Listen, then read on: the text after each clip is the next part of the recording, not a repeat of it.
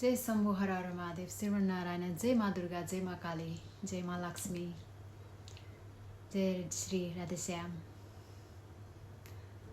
अब हजुरलाई के भन्छु भने जस्तै हजुरको महँगो चिज छ, जस्तै सुन छ, भाँचियो, केही रङ गयो, केही गयो भने पुलिस गर्न राम्रो गर्नलाई सुधारकोमा लानुहुन्छ, कहीँ पसलमा लानुहुन्छ अनि त्यसलाई राम्रो बनाउनुहुन्छ कि किचेर नयाँ गहना बनाउनुहुन्छ।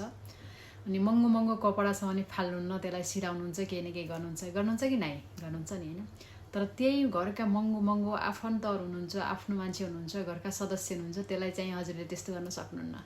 यसरी फ्याँक्नुहुन्छ कि त्यो मान्छे कहिले पनि चाहिन्न यसरी फ्याँक्नुहुन्छ। र समय यति बलवान छ कि त्यो फ्याँकेको कुरा फेरि पुस्नलाई काम लाग्छ, फेरि चाहिन्छ। मैलो पानी पनि खुट्टा धुन काम लाग्छ, खेतबारीमा काम लाग्छ। तर हजुरले त्यो बिर्सनु भयो। पानी भनेको पिउनलाई मात्रै होइन, बोट बिरुवामा नि काम लाग्छ। त्यही भएर बेलैमा चिन्ने कोसिस गर्नुहोस्, आफ्नो वरिपरि भएको आफन्तलाई चिन्ने कोसिस गर्नुहोस्। के थाहा उहाँ चाहिँ हजुरको सही मान्छे